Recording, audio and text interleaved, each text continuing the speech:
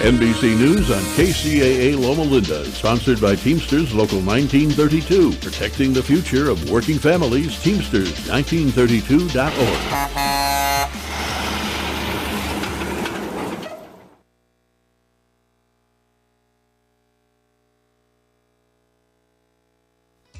All right, good evening. Welcome to the Farron Dozier Show on KCAA Radio, 106.5 FM, 1050 AM. Also streaming from the KCAA Radio.com website and nbrradio.us. We got to bless the show before we get started. Let's go. When I was in my mother's womb, I had a calling on my life to do something in the glory of God and marry it like a wife. Commit myself to his word and never be led astray. And when it's all over, when he comes, I'll be glad to see that day in the morning time.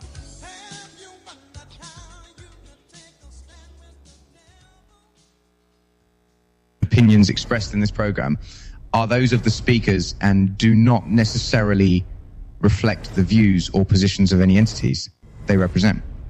Find us on the web at nbradio.us. All right, good evening. Welcome to the Farron Dozier Show right here on KCAA Radio and nbrradio.us. Make sure you go get the apps. KCAA Radio has an app. Also, NBR Radio has an app as well. So if you get those apps, you can catch us streaming across all platforms right from your phone. If you're in Los Angeles or in the IE, Moreno Valley, Riverside County areas, 106.5 FM, 1050 AM. And we're also streaming from the KCAA Radio.com website at kcradio.com. Click listen live or watch live. Today's episode is another very important conversation. It is Men's Mental Health Awareness Month, and this is our last episode for June, but not the last episode, of course, that we will be addressing men's mental health. Very important for me as I've been on my own journey dealing with my issues of life, perception. I'm starting to understand it more as my perception. And if you look at your life as a child, what is the perception of life for a child? It's not. It's mainly I want your time as my parent. I want your time. Children don't care about your money. They don't care about any of that. They want your time. So those first few years of that child's life is going to be very important for our time. If you don't believe so, just look in your own life and see how you think about your parents and how your perception of your parents are. We love our parents, but sometimes they get on my. I feel like I'm not enough. I feel like I'm not good enough. I'm not worth it. But what does that come from? It comes from usually sometimes something in the past, from an experience, a disappointment in a parent. And so one of the things that we want to help make sure is that people start to, do some self-examination, some self-reflection, and stop blaming people. It's easy to blame others, but it's a different life to be causing the matter and take responsibility for your life at some point, right? So the Bible talks about honor your father and your mother. Again, it doesn't say love your father and mother. It says honor them. Honor is how you think about them, the heart of how you think about them, right? And so we can pretend like we love them, and we can pretend and we can act like it, even do things for them. However, what is in your heart when your mouth is closed and your thoughts are thinking and you're telling yourself, thinking about your parents, whatever that alt is, whatever that wedge is, where did that come from? And if you don't discover that, you're going to realize that it plays out in your life. And if you have that alt against your mom and dad, how do you expect to have relationships with anybody else, even yourself? So that's something that's important to me. I will be talking to Alan Emanuel. Will be here shortly as we get into the next segment around men's mental health. But before I do, as I have announced, finally, the Ventura Orcas are going to be launching this year for the first season. Finally, And yes, it's like having a new baby. It's like having a new child and giving birth to this child. I imagine what a woman feels, and then the responsibility to take this from nothing but a territory and now build everything: infrastructure, support staff, marketing, but also coaches, players. I got to get new uniforms. Like we have zero. We're starting from ground zero. So I have today on the show with me this first part to discuss, just so you can get a sense of it for those who are going to be our new fan base in the Ventura County area, of what it takes to start a team, some of the things that we're going to need, some of the support conversations that we're going to need from you if you're interested. For me, basketball is behind the scenes, but also I realize that this is entertainment too. So right, we talk about having entertainment as a basketball, but the platform for me is just as important, because we're going to be able to talk about some critical things in the community. I have some things I want to bring to the table. I know there's some things in Ventura County that you want to talk about on how we can just make our community better, or at least alter our community so that it's more productive, that there's some communication. There's, even though there's like 2%, 3% blacks in Ventura County, that community is high on the deficiency list. That's one of the things that I worked with Project 50 around, is what is that thing that our culture deals with as a black community. For me, it's more of a health and safety conversation with my sickle cell trait, with the mental health talks, with the curriculum that we're going to have coming into the Rio School District that we're working with as a partnership. Those are the things that we're going to be talking about. Mental health, veteran suicide. I'm a veteran, so we got some veteran conversations. We got some health and safety conversations. But whatever you want to talk about too in Ventura County, you're going to be able to bring that to us, use our platform, have some sponsors, have some games, address these conversations in the community. But I wanted to ask Al Smith to come on and just kind of give an overview of what it looks like for a new team to launch an ABA franchise. So what's happening? You're on mute. How you doing? Oh, there we go. Sorry about that. How's it going? It's all right. Everything's good. How you doing? I'm doing good. I'm doing good. Glad to be on. I appreciate the invite. Appreciate you. Thank you for taking some time out this evening, as not just the chair but the owner of an ABA basketball team for many years now. So introduce yourself to the listeners, and then we'll have a discussion real quick. So my name is Al Smith. I own the Nova Stars of Southern California. We just rebranded the name this year. It used to be the Orange County Nova Stars, but we're rebranding to the Nova Stars of Southern California, or Nova Stars SC, or Nova Stars SoCal. And I also am the regional chairman for the ABA on the West Coast. So I cover all of the teams in the Western region of the ABA. So from the owner's perspective, what can people kind of start to relate to, what it's going to take to launch this team? So I mean, for a new team getting off the ground, the first year trying to get started, it's essential to get started early in the off season, right? Because what you have to do is build your brand. You have to build your brand. You have to build your community. You have to build awareness. You got to let them know that you exist and you're going to bring some excitement to the community, as well as some community support. So you got to get out there during this off season in these summer months, make some relationships with local businesses, try and get in with city council members, possibly get on one of their dockets or something like that, or get in their announcements to kind of get out to the city and let the city know that you'll be launching your team this year. You'll be playing professional basketball at XYZ venue. So, I mean, you got to get that really laid properly as a new team. If you do that, you'll have more success, okay? Then you got to go out and find players, right? Well, I mean, I'll even back it up. You got to start out by finding a place to play, right? Right. You need to find a venue first, right? So that way you'll know where you're building. So you can build around that venue, around that community. Okay. And you got to find players. So you have to host tryouts to find out, where the players are. You have to actually get out and visit some local leagues as well, so you can see where the high value players are.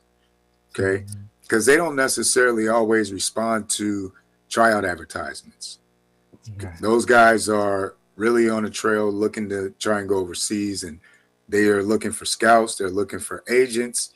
They're not necessarily looking for ABA tryouts or tryouts at our level. They're looking for overseas tryouts, things like that. G League tryouts. So for us to get out and reach players, we actually have to do some footwork as well as host tryouts. For sure. You got to build up your presence on social media, because right now all of the younger generation is on social media. They're either TikToking or Instagramming or Facebooking. The younger group is on Snapchat and a couple other platforms. But as far as from a business standpoint and a team, you kind of have to pick the platforms that best suit what your demographic target is. And it seems that Instagram is the best platform for the target right now, just based on my history and performance of my team and performance of my social media presence. So, but you got to build it. It takes a while. I mean, when I first started out, you're only going to be getting 1 or 2 likes here and there. And you're going to wonder, where's everybody at? Why nobody notices you? And, but it's been about 12 years for me now. And there's one post that I got going still right now that's up to about 30,000 views. So that was decent for, our level of basketball and our level of fan base. Those are pretty strong numbers. So we're just trying to really take the positives and build on the positives as we're trying to also build the league, right? Yeah. So I'm looking at everything going on with my team, the things that I do, the success that I see with my team, and I'm trying to make sure to bring that to the rest of the teams around the region on the West Coast, okay? Right. Because if we're all sharing the success stories that we see and we can duplicate those successes in each market, then we'll all be doing something that sponsors want, which is working together to be a voice and be a strong brand throughout the region, not just in our local markets, right? But that's really what it takes on the basic level to just start the foundation of your team. There's a lot more involved than just that, but just the basics to get started. You need a place to play. You got to start getting some players on board, and then you got to get out in the community and let them know where you are. Start getting some tickets sold. What's the challenge with the players? Because and there's different dynamics when people say, "Oh, well, I want to play in the ABA, but am I going to get paid?" Like, what do you say to players that come to the league that want to start off with a paycheck? Well, what I say to them first is, where have you played before, where you received the paycheck? That's the first question I want to know. Since you're asking me for a payment, where have you been paid before? That question usually stops a lot of the inquisitive minds from the players that are really testing the waters, because that's really what it is. They're testing the waters to see what is available, because in our league, you got some of that happening in some markets, right? Some teams do have some sponsors where they're getting some dollars to be able to help players with gas, or help players with just the basics. So they're getting maybe $100 a game, $50 a game. Some of them might even get as much as $200 because they're high-end players, high profile, high visibility. Right. They're capable of bringing in fans, so they may get a little bit more money. But those are just the teams that are in a position to do that. It's either going to come from having a good off season and getting a good sponsor to be able to provide that, or it's going to come from the players themselves. See, a lot of people don't realize that the players can make their own money in this league. It's just that a lot of teams don't have a platform set up for them to make their own money, or the players are not motivated enough to do the work that it takes to make their own money, which goes back to some, morals and how you were brought up, on what's important and how to make sure that you do keep some money in your pocket, and how you do the things that will keep you in a position to always be looked at as high value, right? Because those players are looked at as higher value, even if they're not high performers on the court. If they have a brand of their own, they're able to sell tickets. They're able to go out and attract sponsors, right? Those are valuable players to a professional team. So a professional team owner will make a space for that player. Right. Whatever's going on, I can make him fit in around my guys. Okay. Right. I got enough guys that are high end or high value that I can probably give him some minutes on the court and give him some burn because he's value to the team. I got to keep him happy. Right. Yeah. And he's probably doing more to bring revenue to the team than some of my top players. Okay. So those are other dynamics that we all have to consider when it comes to building as an owner. Some of the players don't understand that because all they think it's about is, hey, I'm better than that guy. But they need to learn. It's not only that. There's more to it. There's a lot of guys in college at the D1 level that don't get drafted to the NBA. That's really good. Right. And probably better than some of those that got drafted as we saw this season. So exactly right. We just seen that in real time. Yeah, it happens. So, finding a coach, same dynamic. Finding a coach is different. That was tough because coaches they're tough to match up for the right caliber of what you need for this type of league. Right? Because our league requires a little bit of travel. You're dealing with adults. The coaches have to keep everybody in line. It could be a journey for someone to be coaching an ABA team. So you have to really find the right guy. There's a lot of good coaches out there that are available, but it's like, do they want to jump on this ABA journey and coach in that capacity? So that's what it comes down to at the end of the day.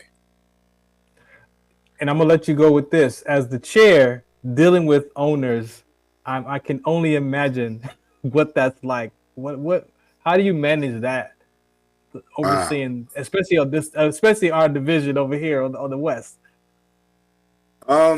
It's a challenge. But I've kind of gotten used to it because I've done it for a while now. But it's a challenge because you have different opinions of how business is conducted, right? And when you're trying to have everyone work on a uniform stage to do things together, then what ends up happening is when you have those clashes of the difference of opinions of how to do business, it's tough to bring those owners into the fold and get them moving at the same speed with the rest of the group, right? That's the toughest challenge, I believe, I would say, as a chairman or as a leader in this particular league with so many different personalities, right? Right. I believe my last count was 26 owners in this region right now for the teams that we have. I think we had like 28 active teams. So we're somewhere up in there. Yeah, we're over 20 different personalities. Let's just call it that. Close to 25 different personalities in this region. For where we are right now, I would say we're doing a really good job. Just to kind of give you an idea, I would say 18 of those owners have been moving at the same speed, right? So, I mean, in relation to, we have a huge majority of the region operating in a uniform fashion. We're doing really well because the other 7 or 8 or 5 or 7, they're not far behind, Yeah. So it's not like they're just completely off the grid. It's just that right now, those are the group of owners that are really on pace, working at our speed when it comes to hitting our goals and milestones that we've set up. So that's really good, looking at a group of people like that working individually in different cities throughout this region, you know, different areas, and we're all working together and we're on the same page. That's a pretty remarkable task to accomplish. And the only challenge is just the clash of personalities on what someone's opinion is on how they want to move their business forward, right? For sure. Because this league is unique in a way where we allow owners to be independent and operate independently, right? So they can maximize their market. We expect that they know the pulse of their community better than anybody. So we want to give that flexibility for them to be able to take advantage of what they know from their community, right? But over time and over the years, we realize that even given that freedom, we still have to have some uniformity in the middle of that. And that's where we are with this year, with some changes that we put in place, and then being able to have a great start to season 2024-25 with as many teams as we have. You know, we're going to start the season with a jump off tournament. That's going to be exciting. I mean, already seeing the dynamics there with just the teams that are interested in participating. I got a lot of teams that's right at the door, man, with their race engines ready to go. But, you know, hey, it's first come. So, and everybody's working to be the first. We still got some people that need to take care of business to be in there, but there's openings right now. But we're getting to the point where there's probably 12 to 14 teams that want to be in it, and we only got 10 slots. Right now it's 8. I know that. But if we want to extend it to 10, 10 is going to be max. I gotta send mine in so we can secure our seat for sure. So thank you for that. Lastly, this is part of the MBR Radio, my military community. So I want to acknowledge you for your service. Talk about a little bit about your career, so our other veterans can hear who you are.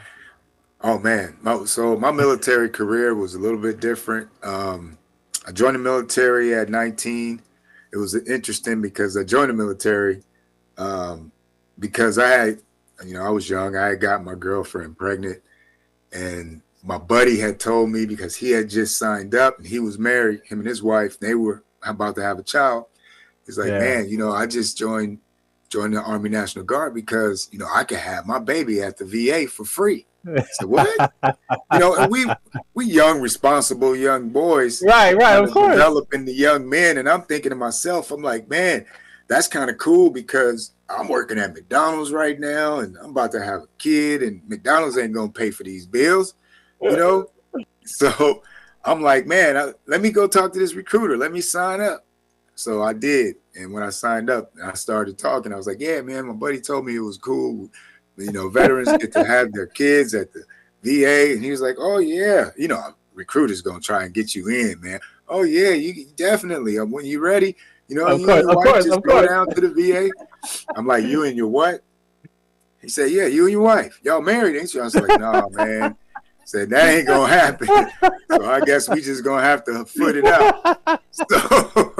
So that was it, you know. So now my motivation for being in the military was to make some money, right? Because I wasn't about to be married and I still had to pay for this kid, right? So when I got in, it was all about making rank because that's the way to the money. I follow the money path, okay? So I get out, I go back to Arkansas, and there's a military academy in Arkansas where they teach courses. I started teaching pre-basic, which is a weekend course. Teach some weekend courses that get guys ready to go to basic training prepared, and they got like a 2-week head start on the rest of the troops. So I was teaching that course. That course got me on a fast track. I got promoted real quick. Then I started teaching PLDC, Primary Leadership Development. Oh, yeah. That for E5, right? So, and I'm an E4 teaching the class. So I'm E4 promotable, but I had to wait time and service to get E5. Time and service came around. I was there. It was nothing. The slots was open. I got promoted. This is all happened in the first year, right? I started as E1. And so after this, now I'm teaching B9, which is the next level leadership course, right? And then I get promoted to E6. And now after promoted to E6, I'm teaching A9, right? So I'm only 2.5 years in the military at this point, and I'm an E6 teaching courses at the military academy. Got a squad at my headquarters. Right. Wow, that's tough. That I manage. So I'm a youngster with this responsibility, and just learning, and the dynamics of teaching classes in the military is that you get everybody. You get the older guys, the younger guys, the females, the older females, the younger females. So talking about managing personalities, I was doing that since I was 20. Right. And so I guess I was already accustomed to managing the personalities in the region because of the courses that I used to teach, right? For sure. So that's a little bit of background of my military experience. I stayed in for 12 years and I got out because when I moved to Southern California, the slots to get promoted was so packed. And I'm an E6 now and been an E6 for most of my career. It's like, man, I was on the money trail. This ain't happening. The only way I can make money now is get married and have a kid, another kid. Like, nah. So I'm looking at every way to make money, and that's the only way to make money, getting that kind of pay. So I got out, and then I started doing finance, doing limited partnerships, corporate notes, got my license to do that, and then jumped over to real estate, got those license, and did real estate. And that was the last of the career paths that I chose, and I did real estate for about 26, 27 years. Oh, wow. Yeah. Man, thanks for your time, man. I really appreciate you for hanging on and giving this audience, my new fan base, just some background of what it's going to look like. So, man, thank you for your time, Nye. Absolutely. I appreciate it. Thanks for the invite. All right. No doubt. Thanks. All right. This is the Farron Dozier Show. We're going to go and pay these bills, and then we're going to come right back because we got some men's mental health to talk about. I got a list. We're just going to hit some bullet comments because this is the final round for the month. So Alan Emmanuel is here. We're going to hit these ABC 1, 2, 3 right down the line. I hope you got your notepad out because we're going to come back next month and elaborate on some of these points. But these are some of these key points that I saw. And I was like, you know what? We need to touch on these real quick. So this is how we're going to wrap up the month. Again, thank you for tuning and listening in. Hey, this is what it is.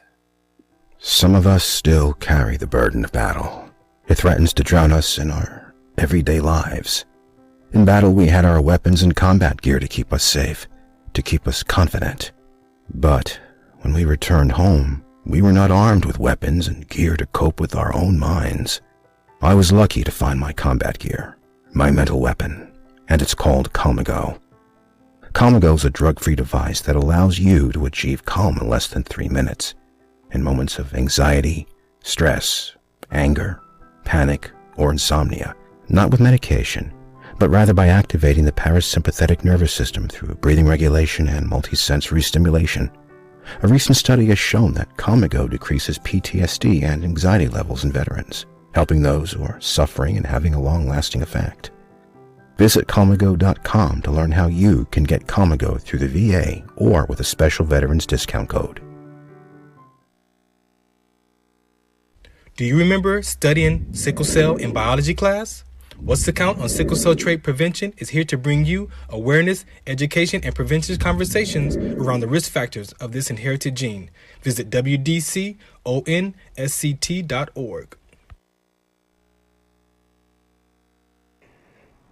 Muchos de nosotros nos vemos afectados por la enfermedad de células falciformes a diario y un número creciente simplemente no nos damos cuenta. Los impactos de esta enfermedad afectan a todas las personas y en especialmente a las personas de color y con antecedentes diversos.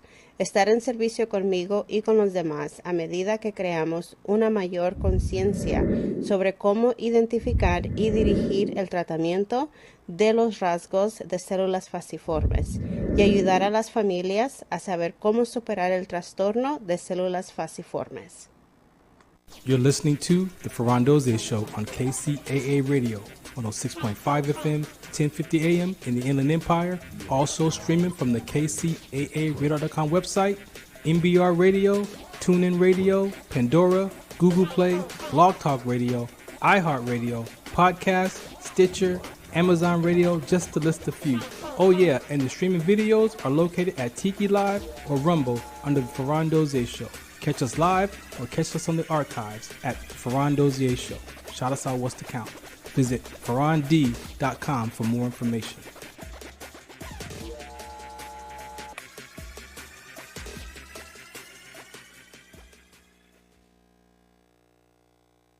All right, welcome back to the Farron Dozier Show. This is Men's Mental Health Awareness Month. If you missed the previous episodes, you just got to go back and catch Alan Emanuel, the happiness coach, has been my partner, my teammate in this, man, and I really appreciate this dude.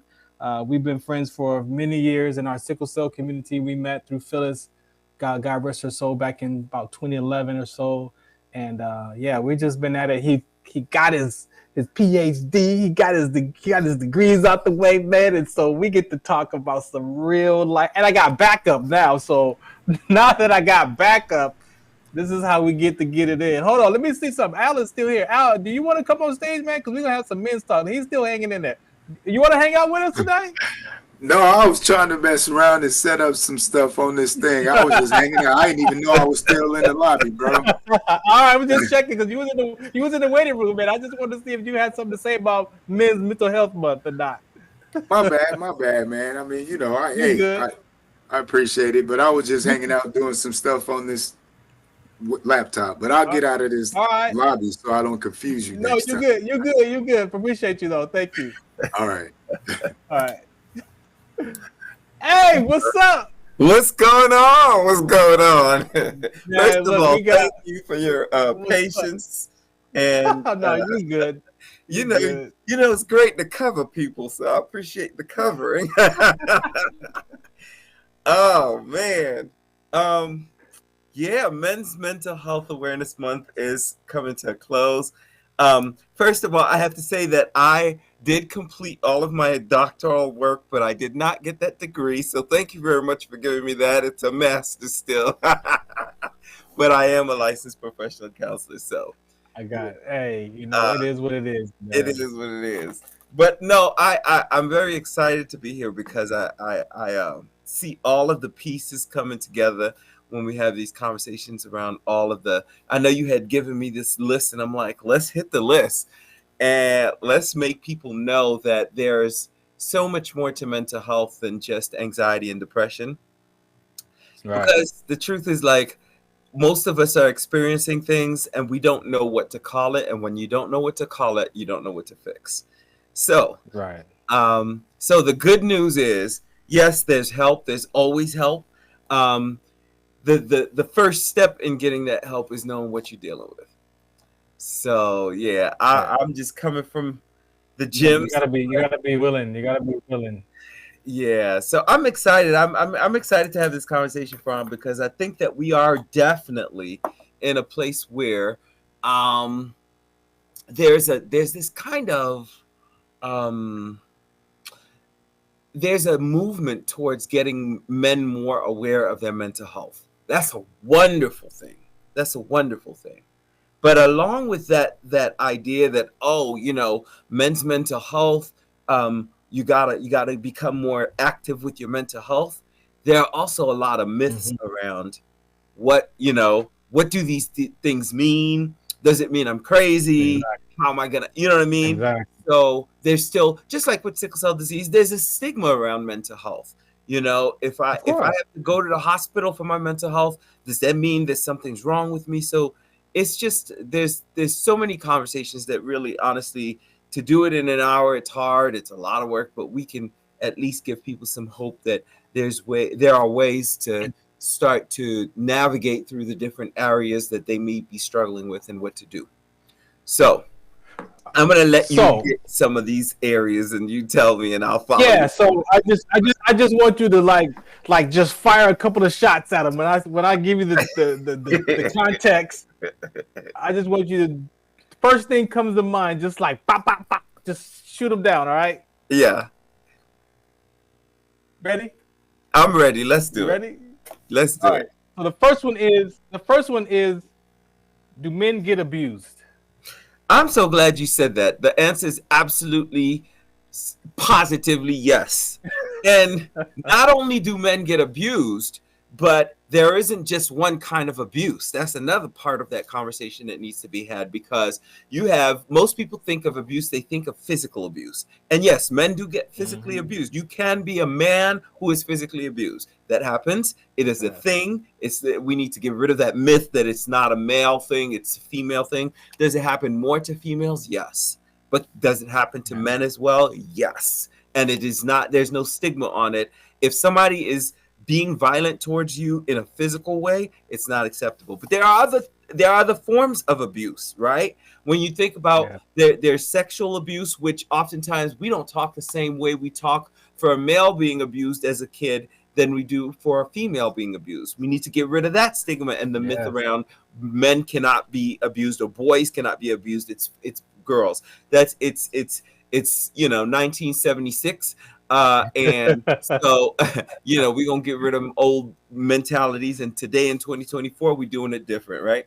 So there's something interesting that I like to bring up whenever we talk about abuse, and that is elder abuse. Elder abuse is one of those things that people don't know about because they don't realize it's a form of abuse, but it's literally one of the forms of abuse we see. So people can, not understand. There's financial abuse. A lot of people don't even know that. There's, you can be in a relationship where everything is fine, but financially, if you are not aware of money that's being taken away from you, a lot of times people with, illnesses like dementia and Alzheimer's, they start to lose their ability to be in control of their own finances. And the person who may be the caretaker or maybe a family member can abuse them, right? I think that's one of those conversations. If I'm not wrong, I think there was a conversation like that around even the former president, which we don't have to get into. But I think it happens, is what I'm saying. It actually happens where. All right, we got 9 more, so I just want you to shoot them down. I don't want to forget one of the biggest ones men miss is verbal abuse. Verbal abuse is essentially, it's you're in a relationship. You're having conversation, but you feel like a lack of the ability to express yourself. And yet you're being told that you should not be able to. You can't express yourself like this. And after a while, when that becomes dysfunctional in your relationship, it really creates problems. So there is such a thing as verbal abuse, being called names outside of just being embarrassed verbally. These things matter. And you need to know that, yes, you can reach out for help for those things because they should not be happening to you. The next one is, can a man get heartbroken? Man, so that is not necessarily an illness, right?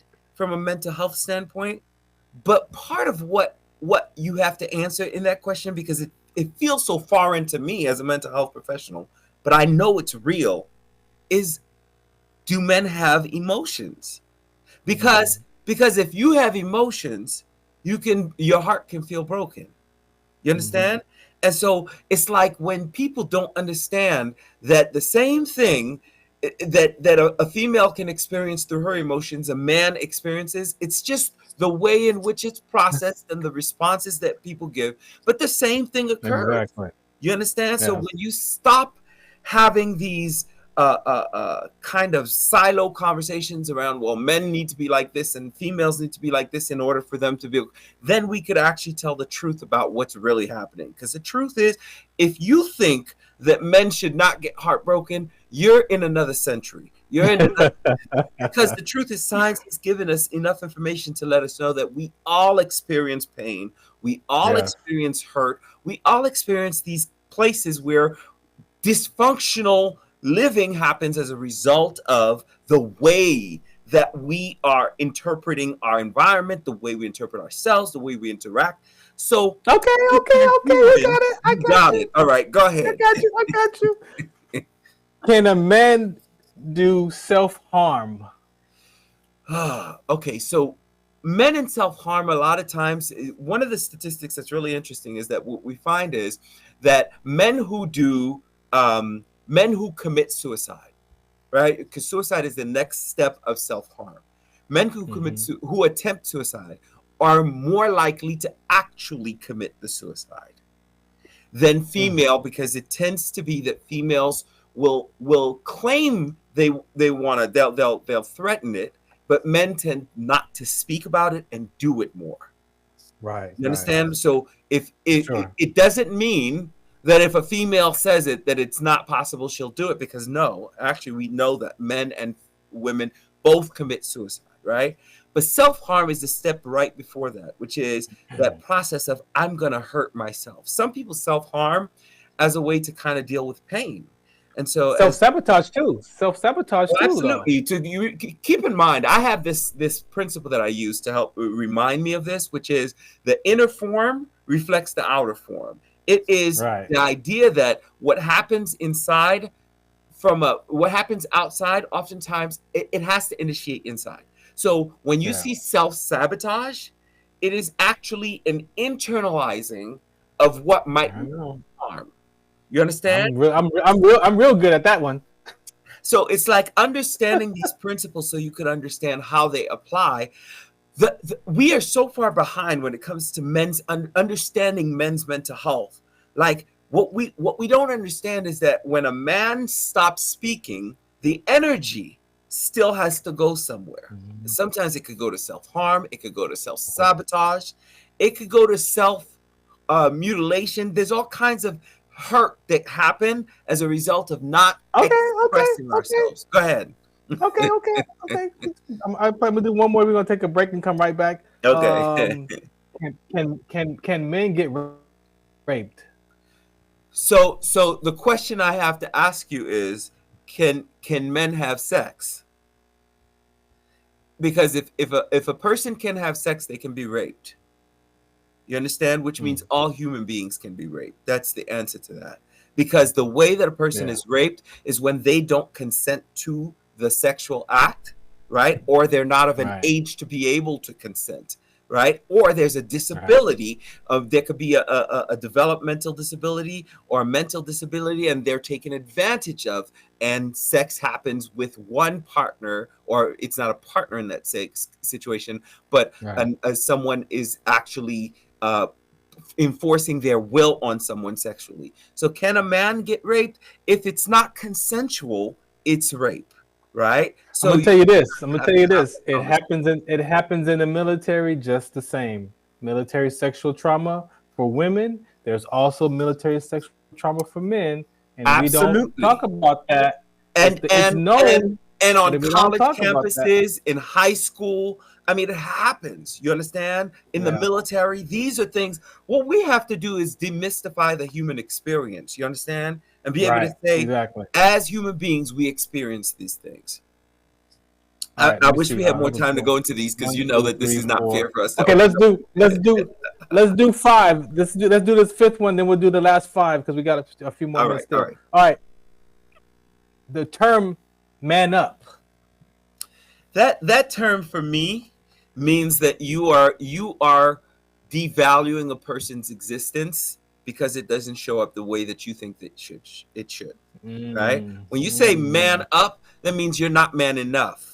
These conversations need to stop, because when you say that to a man, what you're saying is you're saying that the insecurities you might have around a particular area in your life, those insecurities are all real, and you are now giving the person the reason to do the things that oftentimes show up in mental illness, which is, self-harm and these things, because you are building their insecurities probably further than they are. It's unnecessary. If you want to tell somebody be responsible, say be responsible. If you want to tell somebody, but a lot of times it comes from a person who is not self-aware, who's actually pushing on their agenda on another human being.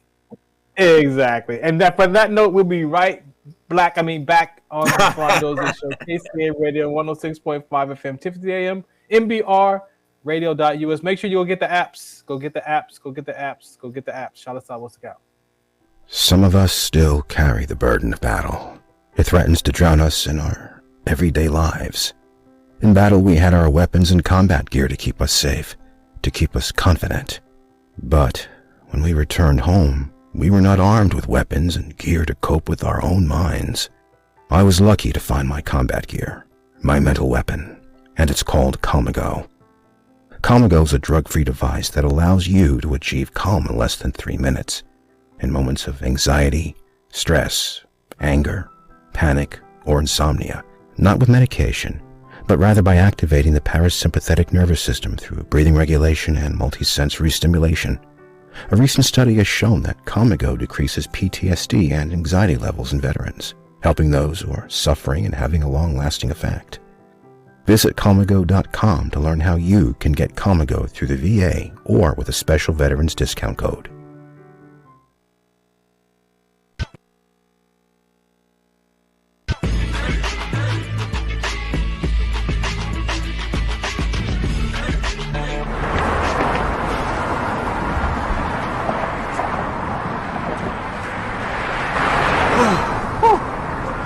Hey, what's up, man? How you doing? I'm blessed, my brother. How you doing? I'm good, man. I'm good. Hey, did you see the game last night? Oh, that was a good game. Did you see the shot? I lost money from that shot. Oh, man, that shot was cold, I man. hated it, but it was good. Damn. What's in those jeans? You really want to know? I do. Exhaustion, muscle spasms, asthmatic issues, unexpected sickle cell trait crises. Damn. Are you serious? When I was young, I found out I had sickle cell trait. My mom's told me, but I ain't have no knowledge of it. But when I got older, I had a child, and the doctor told me my daughter has sickle cell trait. Do you know the facts that both parents have sickle cell trait? There's a 50% chance the child may have the trait, and 25% chance the child may have the disease. Hey, that's what's the count. Do you know that 2.5 million people in the United States have sickle cell trait, 300 million people globally? I didn't find out I had sickle cell trait until I was in the Army, 10 years. Next thing you know, I had a sickle cell trait exertion site. Sickle cell? I thought that was a black gene or something. Nah, man, the Latin community is number 2. 1 out of 36,000 babies are being born with sickle cell disease. You could be Caucasian, Mediterranean, European. You gotta know your bloodline, man. There is an inherited gene in our community that has been forgotten. The name is sickle cell trait. WDCONSCT, also known as What's the Count, is out to bring awareness, education, and prevention to people all over the globe. Want more information? Call us now at 323-215-5384 or visit www.wdconsct.org.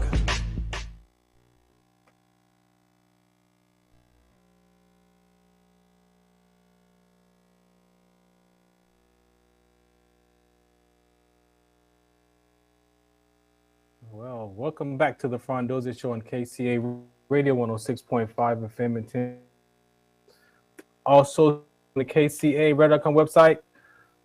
We got some little technical difficulties issues right here on this laptop, but we're gonna make it work. All right. So we got 5 more key points in a short amount of time. Again, I just want you to hit these real quick. Okay. Let me get back to my list. Real quick. And like I said, we're gonna take a deep dive in these conversations because these are lifelong things we deal with as people. Yeah. When you say black men heal, that for like you said before the break, you said we need to. You use a word about the human experience, right? Yeah. And whatever that word that you use for me is. I'm almost tired of hearing that term, right? The black man, we gotta heal. It is a human being flaw, right? Why do we think that the black men are only dealing with these kind of conversations that we're talking about? This is a human being male conversation. Why? So what does that say something to that? Yeah. So I think there's something to consider when you're having that conversation because everything is in balance, right? The truth is, we know that across the board, that there are different ways in which people are showing up because of the impact of society on them. And so there are populations that are more prone to certain things because of socialization, because of the way the world goes. So I like to hear when somebody says black men heal or black men. You do? I do. And I'll tell you why. Because I think that a part of what's missing in our conversations is celebrating the differences in the way we achieve things and also the differences that can help us elevate each other where we really are. Because I will tell you this, we are different in some areas because of our experience. Now, that doesn't mean that as human beings we're different, right? We this idea that we all bleed red. But if you live in a place where certain things affect you more, and we have scientific evidence that certain things affect certain populations more in deeper ways. When you think about LGBTQ populations, you think about, black men, you think about certain areas of the country, some people struggle more. And it doesn't mean that they are not, that they are no longer in the human box. I believe that. I believe we all are in the human box. But I believe that because there may be pain in some areas, we should be careful not to undermine a person's pain. So, no, I don't think that black men are the only one with pain. That's not real, right? So let's not have that conversation and think, okay, well, we're the only ones that matter with our pain. But because of certain cultural, social, economic realities that we live in, it needs to be. We have to take care of our own. We gotta think about that. We have to think about that. Even if that means that at the end of the day, we could say, you know what, we should all be able to experience the good of the world. But there are some things that we're affected by that we really should have conversations around. I'll tell you this. I used to work in the prison system. And one of the things that I know from working in prison was that when I saw the men in there who are predominantly in that BIPOC, what they call, black and brown people, there were some things that showed up that even when they showed up in other, people of different cultural backgrounds, what I realized is the culture would change the way the person was allowed to respond. I'll give you an example. Two people can experience the exact same thing, and because of their upbringing, because of their culture, they can have one can be more likely not to want to speak on it. That's a block that people carry oftentimes. Because of that block, sometimes a person will think, okay, it's normal, because there are certain norms that are placed within certain cultures. What we want is we want to make sure that you are able to get freed from what you think it has to be. This is a part of what the difficulty is. So in what you just described to me, is it safe to say that we can stop telling people that things are common sense? Yes. Because a lot of times a person's common sense is based on their past history, their past understanding, their socialization. So common sense, right, means that we all agree. But a part of what happens is when you tell somebody, well, that's common sense, a part of what happens to that person is they say, well, I must not have it. I must not have the common sense. So it's not alienating, because you're telling the person you don't belong when you common sense does occur when everyone's common. But let's be honest, do we live in a society where everyone is in the same place at the same starting line? No. So you gotta acknowledge people for that. That's a whole show, bro. But anyway. Oh yeah, we're gonna get into that one, because I'm tired of that term right there too. That's a whole show. I promise you. People gotta go, but we gotta go. But these are the last ones that I'm gonna say. We'll deal with these later. So we know that men die by suicide. Yes. We know that men have anxiety. That's why we're here. We know men get lonely. I had to learn the difference between being alone and lonely. So we have to definitely have a conversation on that, because even though they feel the same, being alone and lonely is not the same. No, there's a perception issue to that. Men have trauma. That's why we're here talking about this. And men get depressed. That's why we're here. Alan, man, thank you for hanging out, man. I appreciate you. We got more shows to come. Let me put this number out real quick: 1-800-715-4225 if you need help, or if you want to call 988. That's the National Suicide Hotline in case you are in a dire situation. Or 911 is always a good place, but this is particularly for mental health if you're struggling. AlanEmmanuelTherapy.com if you're looking for mental health services in the state of Georgia, or if you're just simply wanting to get some coaching around the happiness or feeling like you're connected to yourself, is good. I appreciate you. All right. AlanEmmanuelTherapy.com. Y'all go check it out. Appreciate you, man. Thanks for hanging out with me tonight. For those listening in, shout us out what's account FarronD.com. As you can see, we are out of here. Let's go. Some of us still carry the burden of battle. It threatens to drown us in our everyday lives. In battle, we had our weapons and combat gear to keep us safe, to keep us confident. But when we returned home, we were not armed with weapons and gear to cope with our own minds. I was lucky to find my combat gear, my mental weapon, and it's called Calmago. Calmago is a drug-free device that allows you to achieve calm in less than 3 minutes in moments of anxiety, stress, anger, panic, or insomnia, not with medication, but rather by activating the parasympathetic nervous system through breathing regulation and multisensory stimulation. A recent study has shown that Calmago decreases PTSD and anxiety levels in veterans, helping those who are suffering and having a long-lasting effect. Visit Calmago.com to learn how you can get Calmago through the VA or with a special veterans discount code. KCAA. What does it take to take on Alzheimer's? Awareness that nearly 2/3 of those diagnosed are women, including Black women. Dedication to lowering your risk by eating healthy and monitoring